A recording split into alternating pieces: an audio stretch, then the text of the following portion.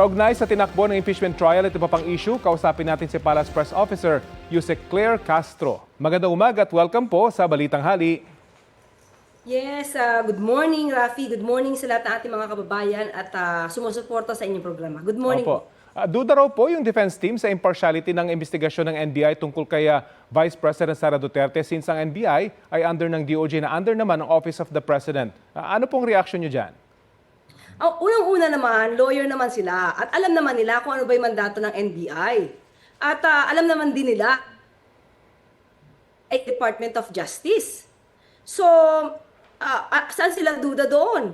Kasi hindi naman maikakaila na totoo naman nagkaroon ng pagsasalita at pagbabanta ang Vice Presidente laban sa Pangulo, kay First Lady at kay dating House Speaker. So ano pang ikakaila doon? Kitang-kita na ng taong bayan kung ano ba ang ginawa ng Vice Presidente. So ano pa ang masasabi nilang duda sa pag-iimbestiga? Kasi kung duda sila, dapat noon pa sila nagreklamo. So na po sa July 27, halos isang taon na ang flood control scandal. Sabi po ng ilan, selective daw ang ipinakukulong. Ano pong latest na investigasyon dito ng gobyerno? Kita naman natin kung paano ba nagsasagawa ng pag-uulat ang ombudsman sa mga natatapos na nila o yung mga pending cases na nasa kanila, pati po ang DOJ. So ito naman po yung mga investigating bodies na talagang humaharap sa mga kaso patungkol sa flood control projects na mga maanomalya. So kung sinasabi nila na selective, kung meron silang nakikita na dapat nakasuhan at sila may mga ebidensyang maliliwanag, sabi nga natin, idiretso na nila yung complaint nila sa ombudsman o sa DOJ. So hindi na sila kailangan maghintay ng anumang ginagawang pag-iimbestiga sa Senado kasi ang Senado naman in aid of legislation lang ito. So hindi nila kailangan maghintay ng anumang pag-iimbestiga mula sa Senado or sa House. Kung meron silang ebidensya, kompletong ebidensya nila, gumawa sila ng complaint and then isumiti na nila sa ombudsman. Kasi ang ombudsman naman po ay independent body at hindi po yan sakop ng ehekutibo. So paano masasabing selective justice kung yung mga tinuturo nila ay ito mismo nagtuturo ay hindi naman sila nagbibigay ng anumang ebidensyang makakapag-akyat sa kaso sa korte. Isa po sa mga nasasakot dyan ay si dating Congressman Zaldico. Nung maharang siya sa Germany, sinabi noon ng gobyerno na tinatrabaho na yung pagpapauwi sa kanya. Ano pong latest dito? Sa ngayon, Rafi, hindi ko pa natanong ang DILG patungkol dyan at siguro kung meron man silang ginagawa na aksyon, hayaan na lang muna natin sa kanila kasi operasyon to eh. Ilan po ang hindi pabor dun sa appointment ni dating DBM Secretary Amenah Pangandaman bilang CEO ng isang government Islamic bank dahil nadawit siya sa flood control scandal? Ano pong tugon dyan ng palasyo? Actually, Rafi, marami naman pwedeng magturo.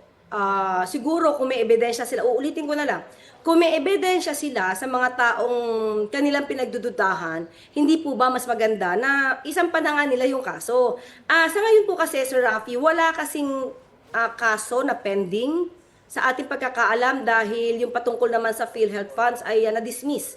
Ito. So ngayon, wala tayong nakikitang kaso na kinasasangkutan ni dating Secretary Amenah Pangandaman at kung siya'y nasasangkot sa flood control project na di umano-anomalya, ang Pangulo naman po ay open. Lahat ng pwedeng magsalita patungkol dito at sila may ebidensya, open po ito sa pag-iimbestiga. Sabi nga natin, kung meron sila ebidensya, pwede na po sila makipag-usap or magsampa na mismo ng complaint laban sa mga taong kanilang iniisip na dapat na managot. Naka-impluensya po ba yung mga reklamo laban kay dating Secretary Ted Herbosa naman sa pagtanggap ng Pangulo sa kanyang resignation? Sa ating pagkakaalam ay hindi ito naging usapin. Sa ating ibinigay na impormasyon sa atin ay dahil nga sa kalusugan ni Secretary Ted Herbosa. At mahirap naman po kasi na mawalan ang ng DOH ng mamumuno dahil sa ang dating sekretary ay may iniindang karamdaman. So mas naputi po ng Pangulo na mag-appoint na po agad ng kapalit para po walang maantala na proyekto para sa pantulong sa ating mga kababayan pagdating sa kalusugan. Personal choice po ba ng Pangulo si Dr. Jose Pujalte Jr. bilang bagong Health Secretary o kilala ho ba niya? O meron ho bang nag-recommend sa kanya? Wala tayong nalaman kung may nagrekomenda at definitely naman ito ay na-vet at tinignan kung ano ang kanyang skills, ang kanyang capacity at nakita ng Pangulo na may kakayanan si Dr. Pujalte. Mhm. Ano naman po ang priorities ni bagong Cabinet Secretary Benher Abalos?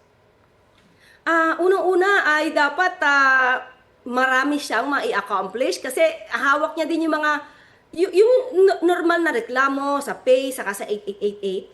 So ito ay dapat na ma-monitor ano yung mga problema ng taong bayan kasi maliit na mga problema dapat din sinusolusyonan, hindi lang yung malalaki. So yan ang gustong patutukan ng Pangulo kay Cabsec, Benhur Abalos, para lahat ng maaari may iniinda, maliit man o malaki, ay natututukan ng gobyerno. Posible pero din po bang atasan din ng Pangulo si Cabsec Abalos na tumulong sa paghanap, papauwi sa bansa ng mga personalidad na pinaghahanap po ngayon ng gobyerno?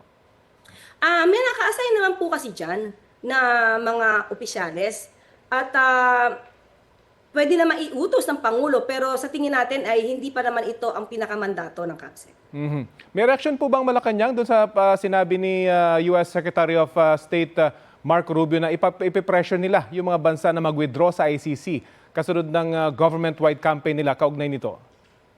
Well, polisiya po ito ng bansang US at iginagalang natin ang kanilang pananaw. Sa ngayon ay wala tayong masasabi dahil tayo naman po ay tumutugon lamang kung ano yung sinasabi ng batas natin. Maraming salamat, Palace Press Officer Yusek Claire Castro. Maraming salamat, Rafi.